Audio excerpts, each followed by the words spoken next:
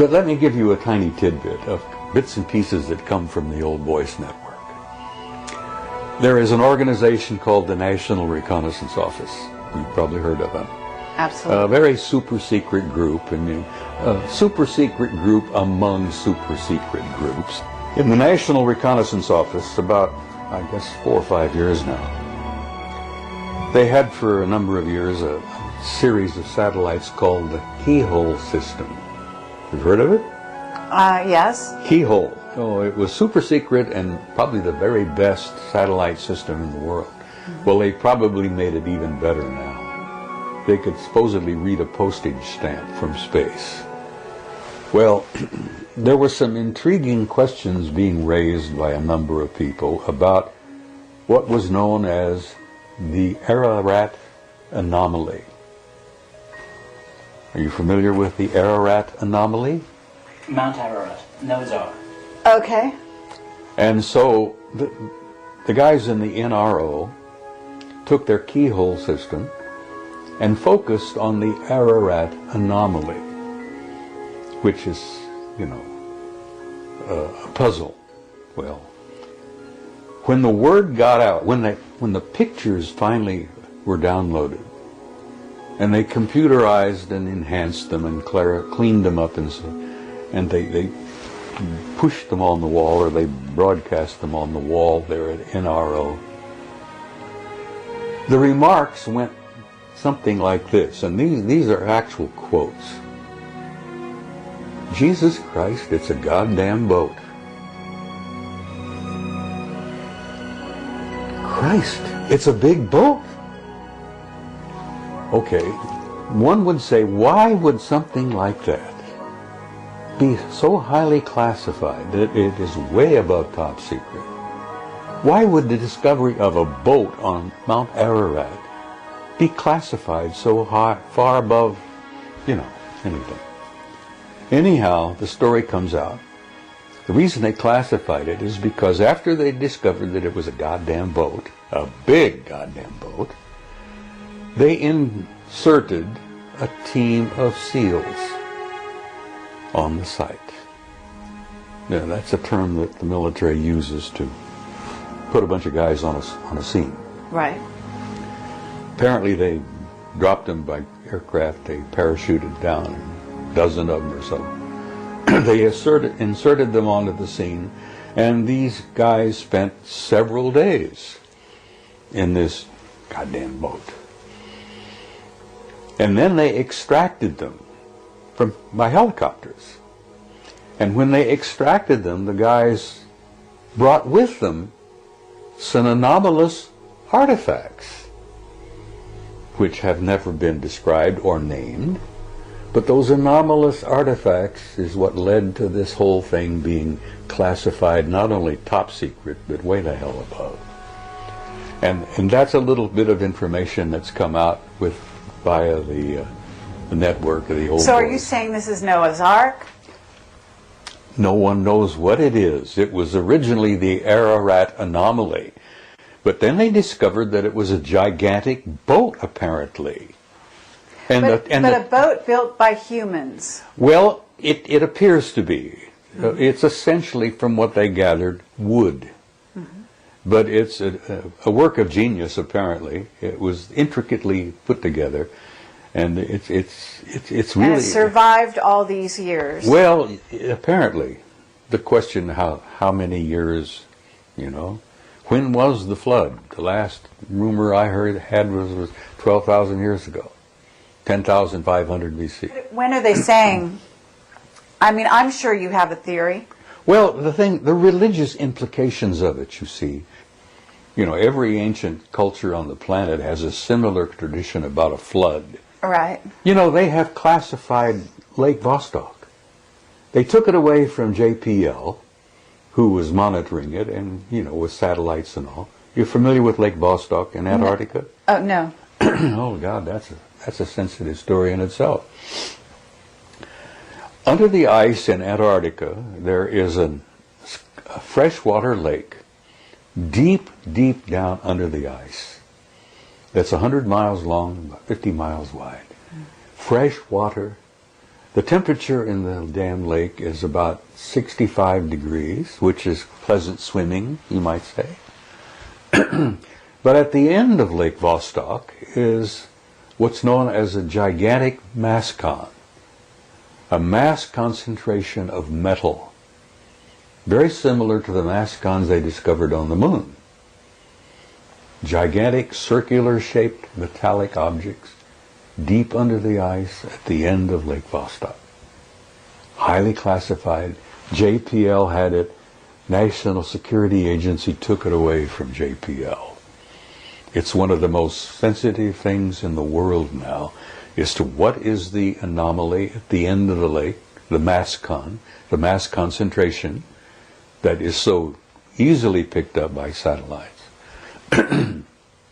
Another top secret, you know? The common folk, you're not supposed to know that. Right. Why? Well, you can't handle it, you see. The implications of it are just too vast. Well, tell me this. Do the Chinese know it? Oh, I'm sure they do. As you may know, the Chinese now have gone into space in a big way. It never gets into the newspaper, but the last I heard, the Chinese have a satellite orbiting the moon, taking lots of pictures. Well, I'm hoping that the Chinese publish a lot of those pictures, because our own NASA people took many pictures. The Army took thousands of pictures under the Clementine project. Are you familiar with Clementine? I've heard of it. It was not a NASA program, it was an Army program, Department of Defense. They took thousands of pictures. They've only released a dozen or so. They took pictures all around the moon, backside, bottom, top, everywhere. Well, are you in touch with Richard Hoagland? I know Richard. He's a good friend. Okay. So you know some of his recent research? Ah, well, I read his recent book, which is dynamite. Uh-huh. Okay. You know about the secret space program? Oh, yeah. And you know about the von Braun and the Nazis and what's been carried over to the U.S. Oh, honey, it's political bigger system? than that. But the big secret seems to have been for so long is why are we keeping classified the enormous facilities on the moon? And they're not ours. Whose are they? Well, that's a good question. I can tell you flatly who they are. Okay. You familiar with the term Anunnaki?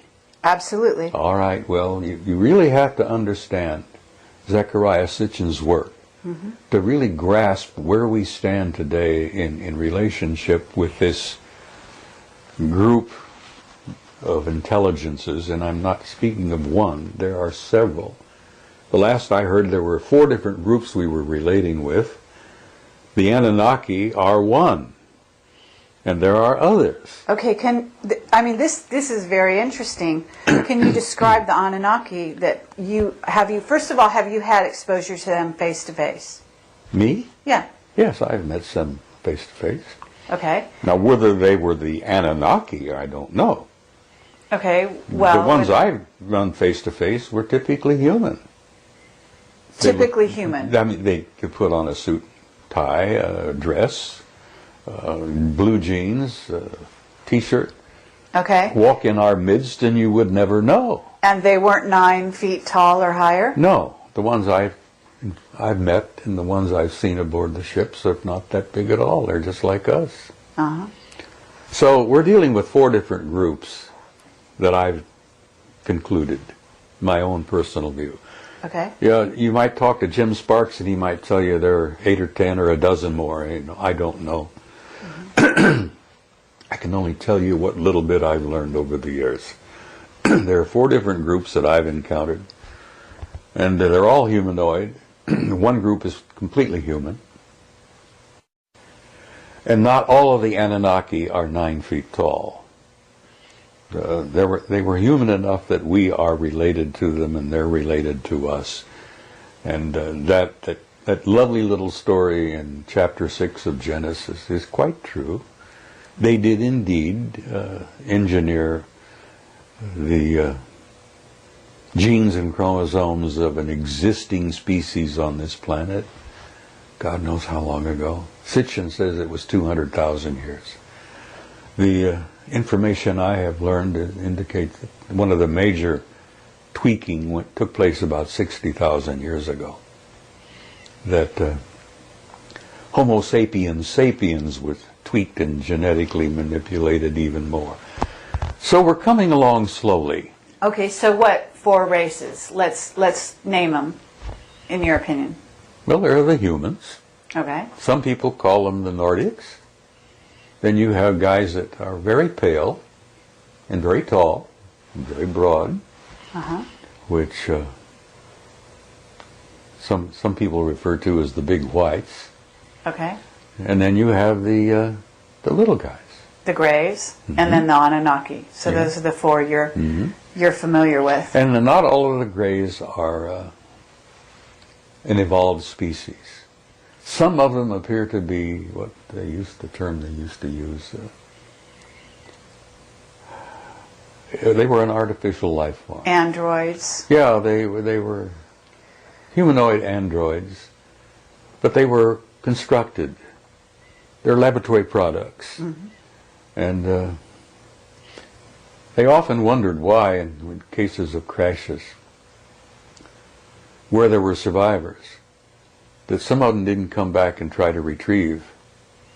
And the story that came out among the military for many years was that they wrote them off. They went back and made more. Now there are some people who say, well, they don't have a soul. Well, I run into human beings that I began to wonder whether they had a soul. But Okay, there are 2 types of Greys from what I've learned. There are the little guys who would appear to be laboratory products. And then there are the 6-foot Greys, whose eyes are more round. And they're not really gray, they're just sort of a chalky, off-white color. And they seem to be an evolved race all of their own. We have photographs, and many of them I'm going to share and show. I have slides, photographs of gigantic objects. I'm talking about humongous objects in space. And many of them are in satellites around their orbit around the planet. Many of them are in orbits around the moon, around Mars. I have a couple of pictures that I'm going to share that I got from a Soviet cosmonaut on what happened with the Phobos thing. The Russians, their famous Phobos rocket system that they sent up there some years back, which got knocked out of orbit by an anomalous object that came up from the surface. But it had taken a number of outstanding photographs before it was damaged and crashed. Okay, what will you called it an anomalous, object that came up from the surface, meaning the surface of the Mars. moon? From Mars. Earth. Yeah. Okay. No, the Phobos program was sent to Mars because they had hoped to land a lander on the satellite Phobos. Right. There are 2 circling Mars, which are anomalous. Again, that fantastic word, anomalous. Astronomers consider them anomalous because, first of all, they're going in the wrong direction for a natural satellite, whatever that means. They're too small to be natural satellites, and they're too close to the surface of Mars to have survived. Because if they were natural, they would long ago have been brought down and sucked in by gravity and crashed. The fact that they're still there puzzles everybody. So the Russians said, we're going to land on Phobos. It's about 12 miles in diameter. I think Deimos is only about 6 or 7. And they were going to take some pictures on the surface. Well, apparently the intelligences up there decided, no, you're not going to do that, and bumped Phobos, the satellite that the Soviets sent up, knocked it out of orbit, and it crashed, apparently. But they've been doing that to the JPL craft going up and around Mars for years now. There is an intelligence on Mars that wants to limit our access to their reality. And they've done a damn pretty good job of it. Well, our witness Henry Deacon, and I don't know if you're familiar with him. I'm familiar with him. I don't know him well. Okay.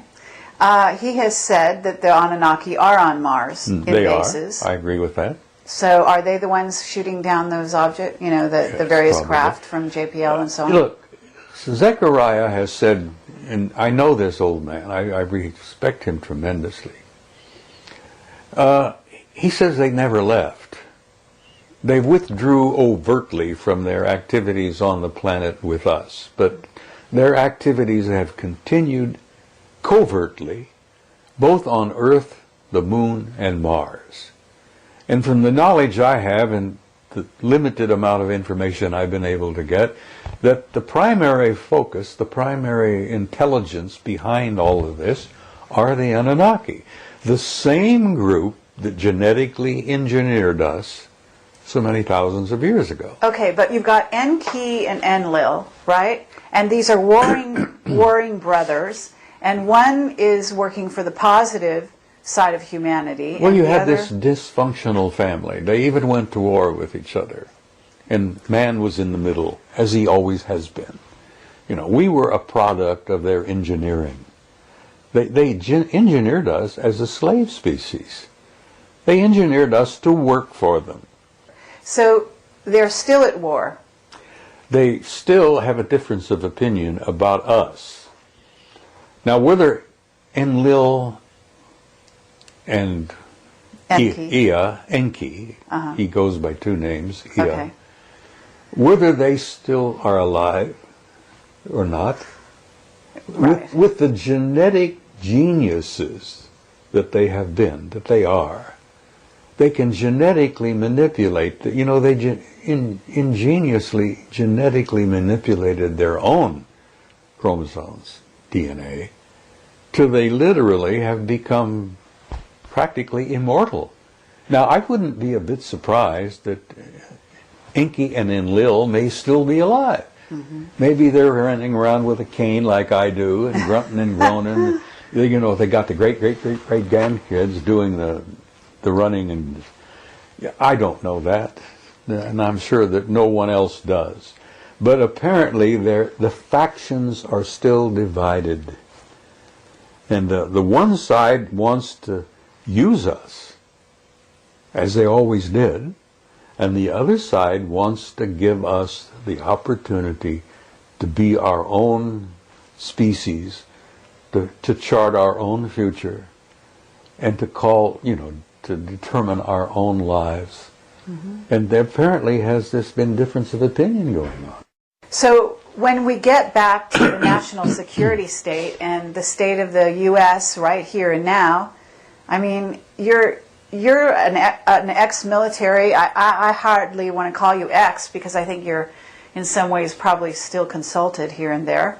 You know, we're about to go to war with Iran. What's your perspective on this? We're not? No, we're not. Okay. And that's my opinion. Mm-hmm. And for whatever it's worth, you know. Sure. I have a half penny in my pocket that I don't believe that we're going to have a nuclear war, because I don't think the custodians will allow it. Right. The planet is too valuable. It's too rich a reservoir of life. Not only the humans here on this planet, but all the other creatures. This planet is an absolute cornucopia of beautiful, beautiful forms of life. And not only that, but the the fauna and the what's the other term? Flora. The flora. Uh-huh. The flora is infinite almost. Yeah. No, the planet's too valuable. Okay. They've got a lot invested in planet Earth, and they're not about to let it go to a nuclear war because they have the power to see that it does not happen. And I want to tell you something else. You've heard this old rumor about the Prime Directive? Mm-hmm. Bullshit. It doesn't exist. Right. Okay. They have been interfering here, breaking the so-called Prime Directive over the centuries, so thousands of times. They have been interfering, according to our historical records, back to ancient Greece. They probably had a hand in that damn dust-up at Troy. You know, they took sides. There were even rumors in Homer's reports that the gods themselves came down and took sides and played in the game. To them, it's a game. Right. Well, the Bhagavad Gita, if you're familiar with it, I mean, filled with go it. and The Vedas are filled with it, you see. absolutely. Richard Thompson is a genius. He's written a book about it. Ah. Alien Identities, it's called. Okay, I'll Get take it, a look. read it if you get a Yes, chance. I'd love Richard to. Thompson. But the history's pretty clear. They've intervened over the centuries again and again and again, wherever it seemed appropriate to their benefit on their behalf. And they've but- gotten in our wars. They've messed around in that whole mess. Okay, but what about Planet X? Oh, it's a reality. Yeah? Yeah. So what are they going to do about that? Well, apparently they are concerned about, you know the story, according to Sitchin and according to the Sumerians, it's a reality. Well, our astronomers apparently have concluded that it is indeed a reality. For almost a century, astronomers have been concerned and interested about what they called an intruder that seems to come and go from time to time, and they can measure it by the perturbations and the effects on other planets. They've known its existence for a long time, but they've never gone public about it. Well, in the early 80s, the JPL, anyhow, they sent out a couple of Pioneers satellites back in '82 just to try to determine if there was some truth to it. And the Pioneers apparently came back with data which said not only yes, but hell yes. And the Pioneers concluded, the Pioneer satellite data concluded. So, wow, astronomers were troubled by that. Whew. Could this thing be real? And well, what did they do? They sent out what they called an infrared astronomical satellite. I think they called it IRAS anyhow, and this was done in '83. They sent the IRAS out, taking infrared pictures all around the ecliptic, above and below. And apparently IRAS got 2 giant positive responses that yes, the 12th planet, the 10th planet, however you want to call it, yes, it's real. And that's when the lid slammed down. So it's out there, it's on its way back in, right? According to the Sumerians and Sitchin, apparently it is. And if you're a student of history, as one of my majors, its last pass was 1600 BC. The Sumerians and Sitchin and all of those say it has an orbit of 3,600 years. So as like many of us, I count on my fingers and toes and figure out, well, 1600 BC, it has an orbit of 3,600 years. Wow! It's due. Well, apparently it is. So Now, why are they keeping this a secret? Because- you're an expert on secrets. Listen, every time Nibiru would make a pass, it was not always devastating. It would depend on whether the planet Earth and Nibiru were on the same side of the sun at the same time. And if we were on the same side of the sun at the same time, all hell would break loose on planet Earth. Well, apparently the last pass triggered the explosion of Santorini, Thera, the volcano in the Mediterranean and the Aegean Sea, blew its top, brought to a close the great, great Minoan civilization. This is a valuable planet, and they love it. They own it. We've never owned it. We just live on it. They farm us, so to speak. God. Charles Fort was right, to some degree. We are property. And we're going to remain property until we reach a point where we can literally stand up and say, all right, we're going to do this now ourselves, and prove it to the universe. We're dealing with a universe filled with life, and most of it is so far beyond our own. There are creatures and life forms out there that are literally godlike. A lot of the remote viewers who've encountered them, and I've seen a few of them myself, look upon them as transcendentals. They manifest as living energy life forms of light. You know, I have nothing but hope because I'm an immortal being. I'm an infinite life form. If you could see me the way I really am, Bill, it wouldn't be in this pathetic body with It's only our bodies we're describing, not Oh, us. that's right. You know, this is just a shell. I've had it for 79 years. I've used it badly, and I've abused it over the years, and I'm beginning to pay the lessons, or the prices for that. But if you could see me as I can see you, and we are shimmering beings of light. Yeah, Absolutely. totally. Well, okay, I have a question for you because he's got a book out called End of Days. Yes. And in that book, he actually talks about Nibiru and the return, but he doesn't say that it's actually going to happen now. He says he thinks it's about 2060. That was his estimate.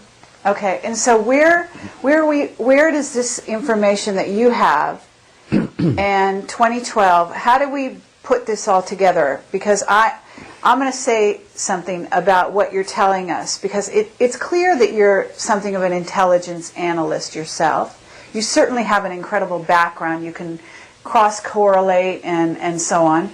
But you also have some insider contacts, and you also have contact with Anunnaki, as you said, all right?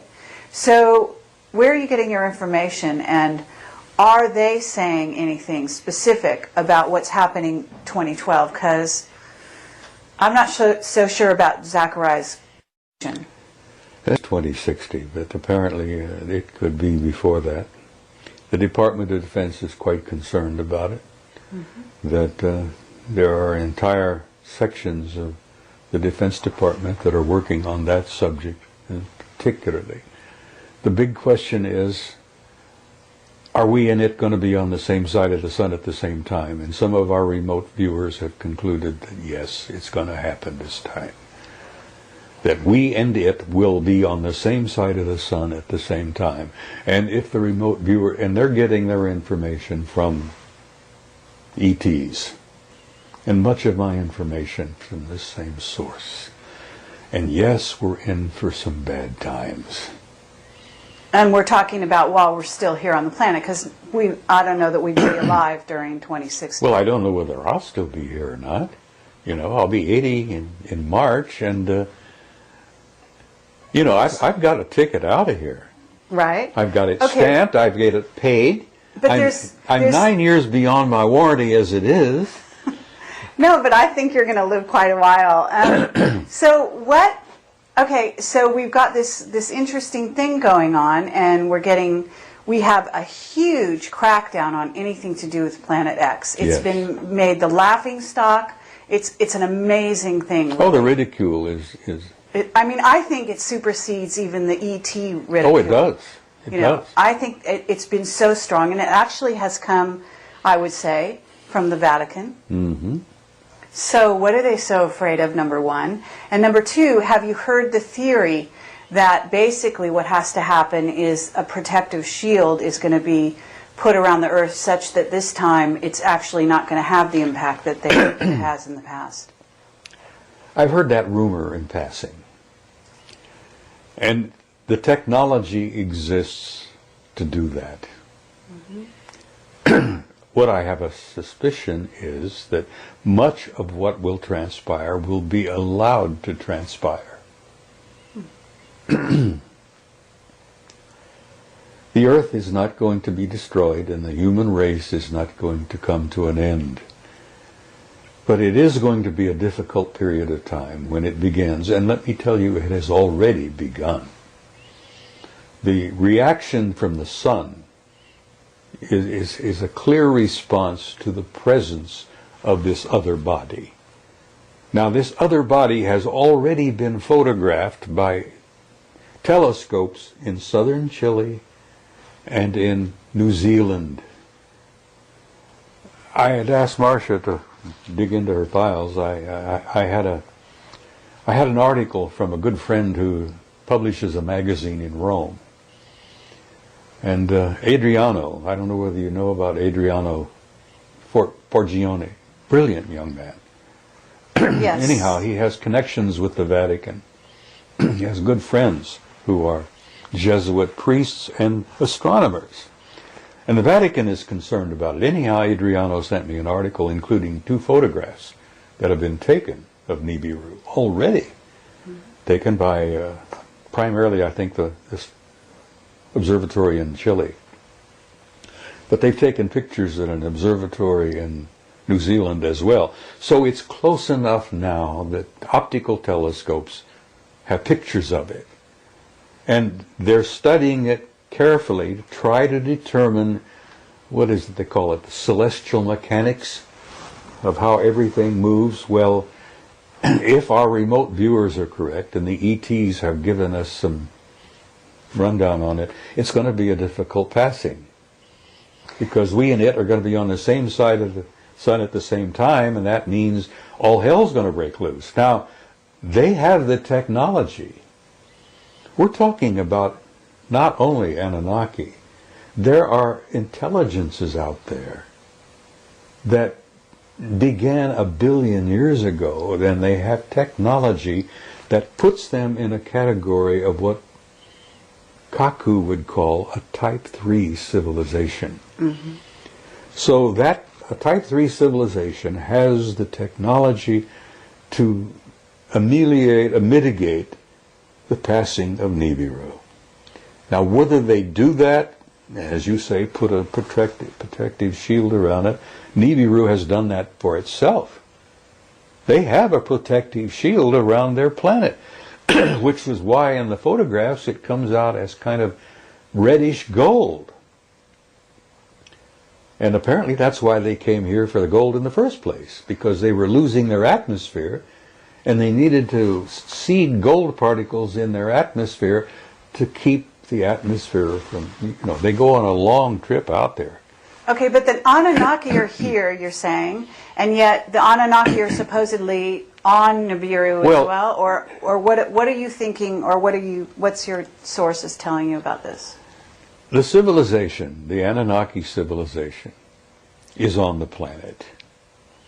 But the Anunnaki are on this planet as well, all over the damn place, under the sea, at facilities that we know about, inside Mount Hayes in Alaska, inside Mount Perdido in the Pyrenees.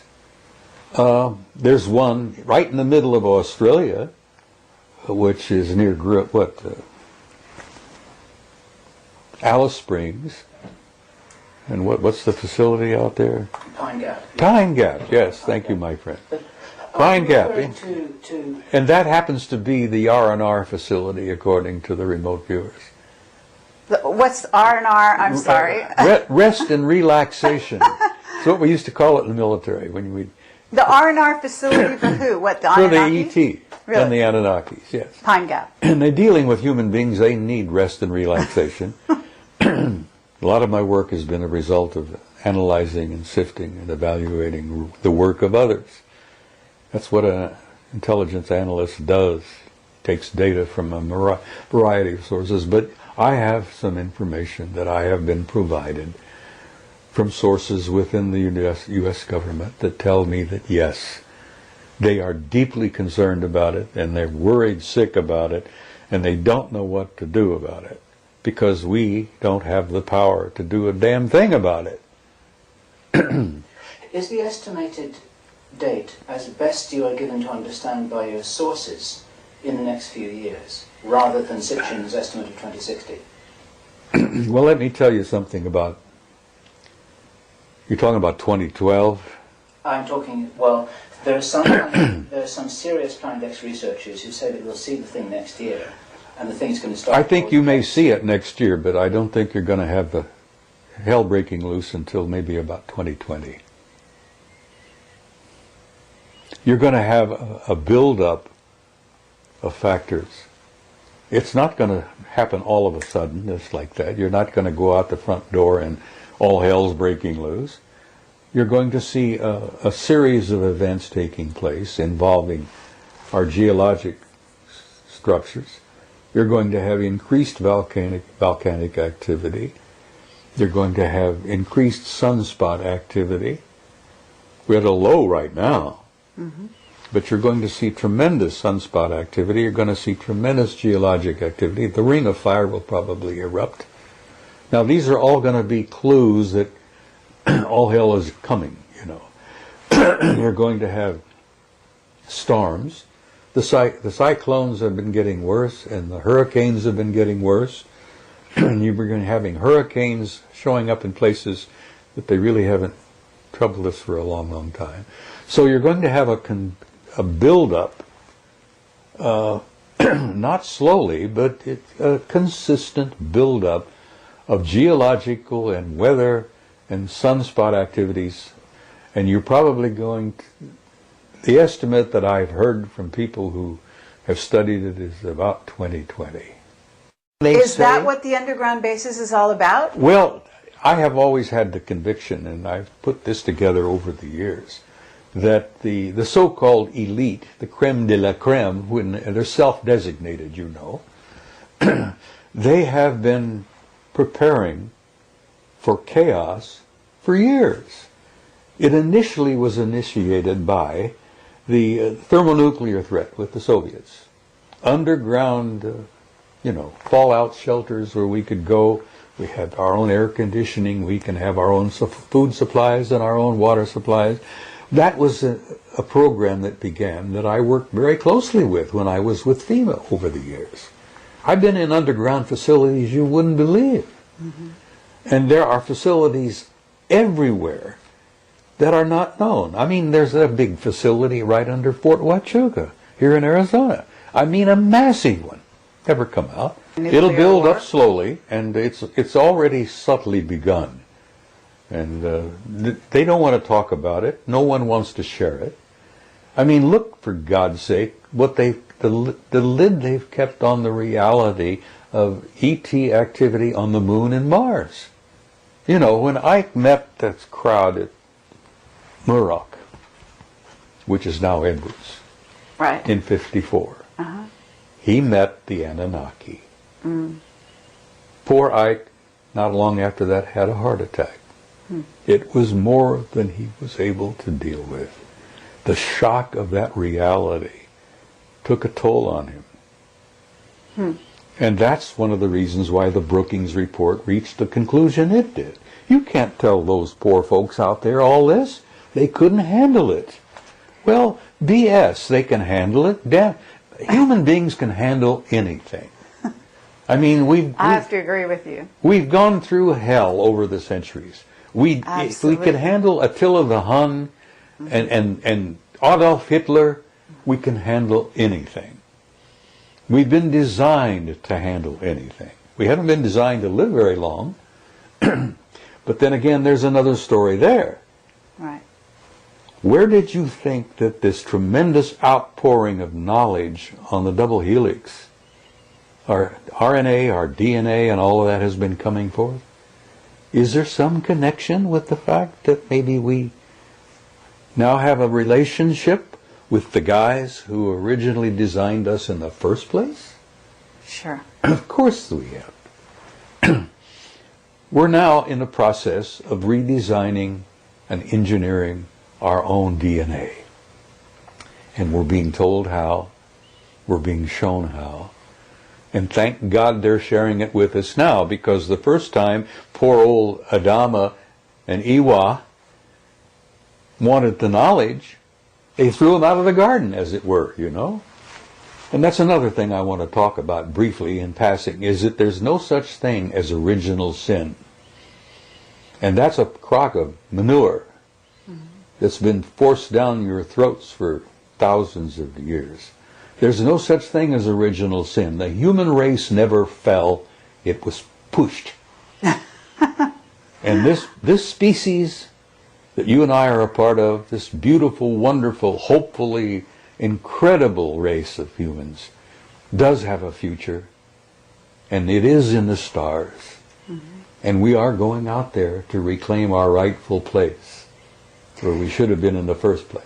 Let's talk about the astronauts for a minute, because what's going on with Clark McClelland, and why is he having such a problem coming forward? I didn't know Clark was having a problem. He has a book that he's trying to write. He's penniless. He's had a terrible time. They don't want him to talk. No, they probably don't. Okay.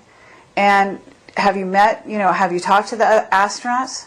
What about Edgar Mitchell? Have you talked to Edgar Mitchell? I talked before he died with Gordon Cooper.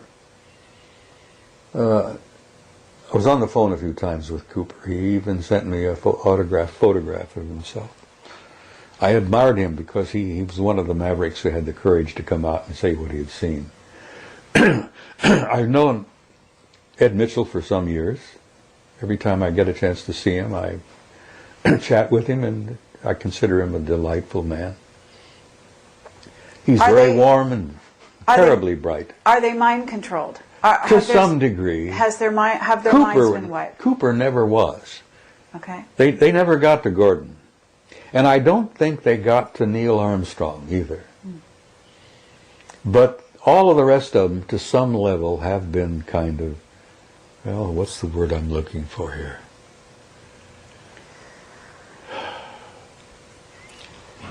They have been conditioned not to speak. And in some cases, they may have been hypnotically affected to not remember. Dark mission, Hoagland says, and the evidence is pretty clear, that they hypnotically debriefed, is what they call it.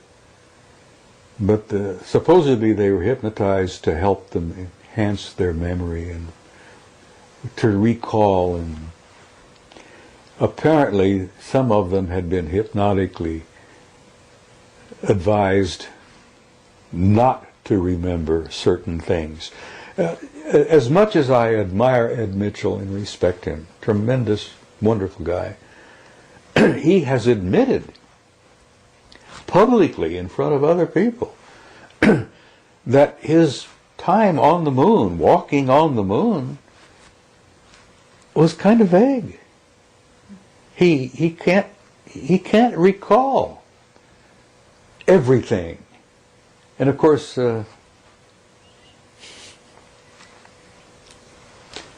that's sad.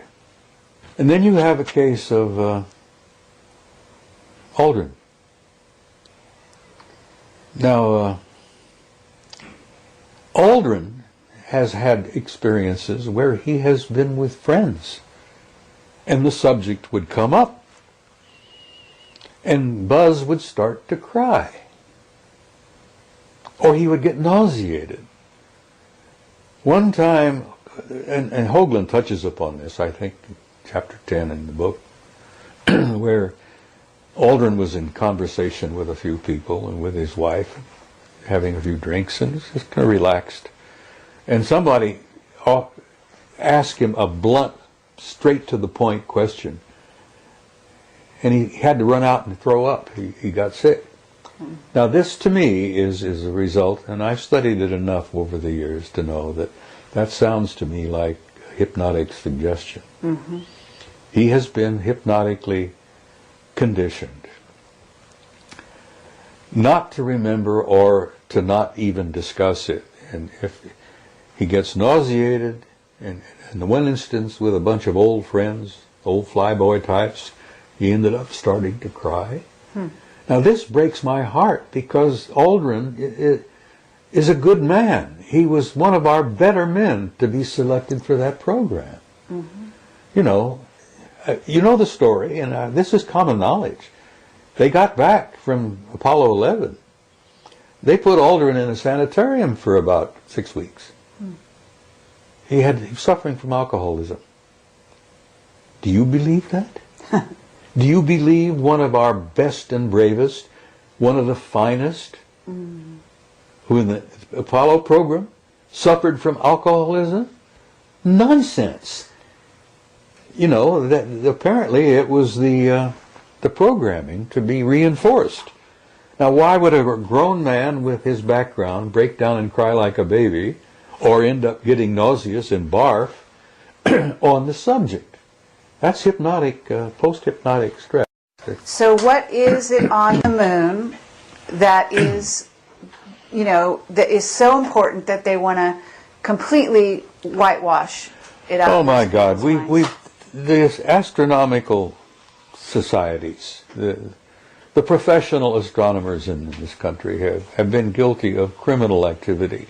You may quote me. They've been guilty of criminal activity for years to not discuss the reality of what they knew on the moon. There are major facilities and major activities going on the moon all the time. Not only that, the moon has water. Now, whether it's a natural process from the satellite, or whether it's water that's been stored there for use, there are vaporous signs of a form of an atmosphere in the bottom of some of the craters. Now, astronomers have seen these pictures, but that dishonest bunch of nitwits won't discuss it. They're scared because you know why? 90% of their income comes from government grants. And when you've got a government grant, and that's your prime source of income, you're going to say whatever the government says you should say, or don't say whatever the government doesn't want said. Well, anyhow, there's some atmosphere on the moon, at least in the base of several of the larger craters. There is water on the moon, but there is major activity going on. I mean, we're talking about engineering activity. There are giant ships that come and go out of the craters. There are lights all the time. They have noticed bridges appearing and then disappearing. I mean, they're active as hell on the moon. But the same activity is going on Mars. Sure. You've seen my photograph, I guess. It's not only my photograph. But there is a city the size of Chicago underground on Mars that's generating so much heat it shows up in infrared photographs. Are you in touch with John Lear? I've met John. I've been in his house a time or two. I visited him. I have a tremendous respect for him. The reason I like John is he's been nailed, as I have, as a damn fool maverick, you know? So, I mean, this is his pet, project. The establishment has tried to ridicule John Lear, and you can't ridicule John Lear because he's got sources similar to some of my own that are beyond question. He's getting people inside, feeding him information almost on a regular basis. I get mine in bits and pieces when I go to conferences and when I meet people, but John gets it direct. So, okay, but you know him, and here I'm just basically, you're saying this thing is engineered. So what happened in Georgia? What do you know about it? Oh, it was all engineered. Okay, so the Russians, were tipped off? The president of Georgia did what he did just to lure the Russians in. Right. And he went in. The Russians could not have ignored him, for God's sake. He invaded one of their little, So what's the purpose behind it, though? We know what happened, but why?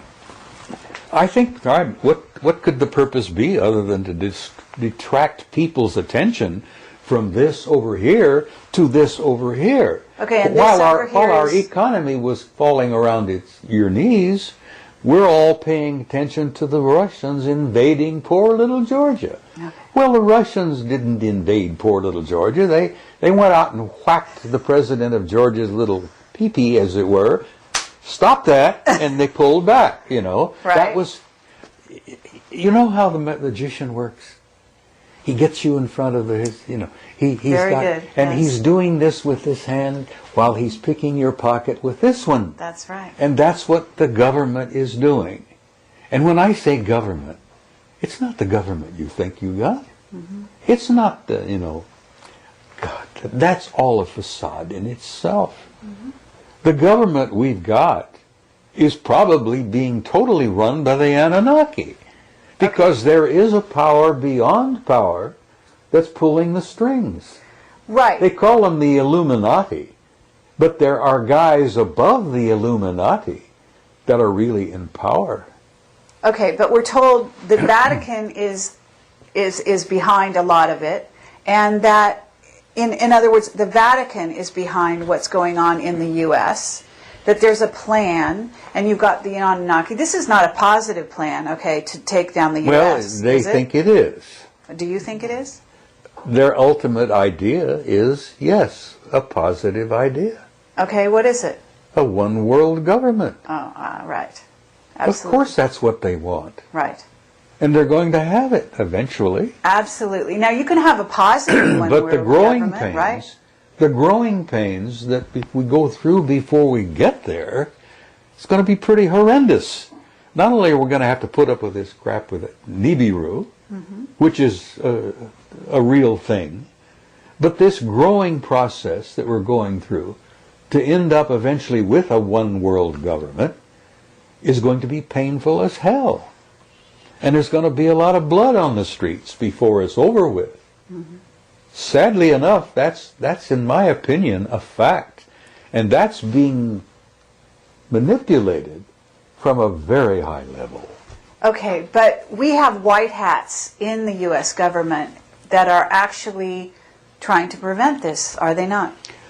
We have some good men and good women who are well aware of what's taking place and what's transpiring, and they're trying to modify, ameliorate, is that the right word? To make this growth pain as painless as possible.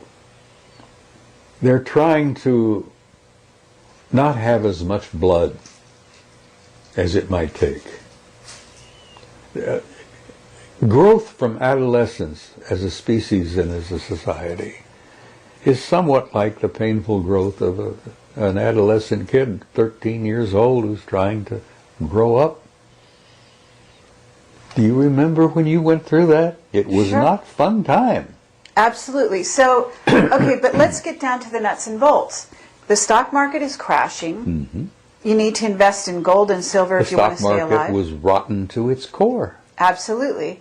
But are you telling people to leave, to go to South America? What's your advice? I'm telling people that you're in for some difficult times. And I say this in my presentations. I jokingly look at them and say, you're all doomed. There's not a one of you that's going to be around 100 years from now. You're doomed. So to hell with it. Enjoy the ride. No, I tell people who are interested in listening for whatever it is I have to say, that you're in for some difficult times. It's going to happen. There is no way to avoid it. We cannot go on as we were, because some of our systems were rotten to the core, and our banking system, the insurance programs, all of that, stock market, Wall Street, those guys were absolutely rotten. The housing industry? The housing industry. That was bound to fail. You talk about a bubble, it was bound to fail. It had to fail. Well, I'm glad it failed. Hope to hell that they learned something from it. No. Okay, but are we talking about martial law in the United States? I mean, what are we talking here? You're talking about a time when you may have martial law. It's only one step away. You know that the authority has been given to the president to declare it. Right. The Congress gave that authority to the president years ago. I've even lost track of how long it's been. But anyhow, all the president has to do, whoever he may be, and that doesn't matter much anymore either, because one nitwit is very much like the other. You have a national emergency, and it's declared. Right. Boom. Martial law. You declare a national emergency, which has not been declared yet, Right. but we're right on the edge of it, Right. and you're going to have martial law. I know this is all happening. It's going to take place. It's inevitable. It's been orchestrated. The Illuminati do exist. They are in power. They've been in power for years. They've been demonstrating that power ever since 1913, when they created the hell is it, this banking system? The Federal Reserve. Federal Reserve, yeah, which is a private corporation. We lost most of it in 47. I don't know whether you were aware of that, but that was a big year. National security became everything.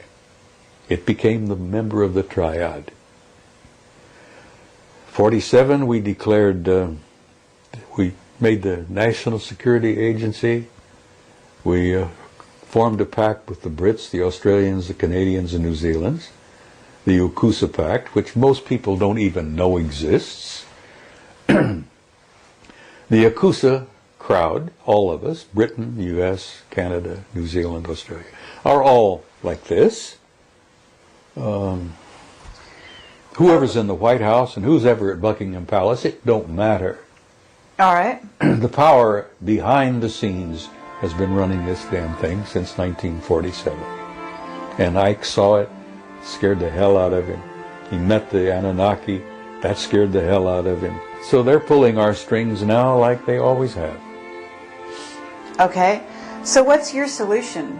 What would you tell people? I mean, in facing the future, in trying to reinvent the future, certainly Marsha's working with people to become enlightened, to She's doing a apply. tremendous amount of work to help people make this transition. Carrie, we're not just going through a transition, we're going through a transcendent transformation, literally. A transcendent transformation. We're going to come out of this thing when it's all over with, totally different species. We're not going to be the same people we were in the past. And that's good. And it's going to hurt, and it's going to be painful. And I tell people, and I've said this repeatedly, don't get too uptight about it. You've been through hell before, you're going to through a bit of it again. But once it's over, once you've made that transition, we're going to have, hopefully, a new world, a new future, a new beginning. And I think that's the end of the great year that we're going through. We're going through the end of a 26,000-year cycle.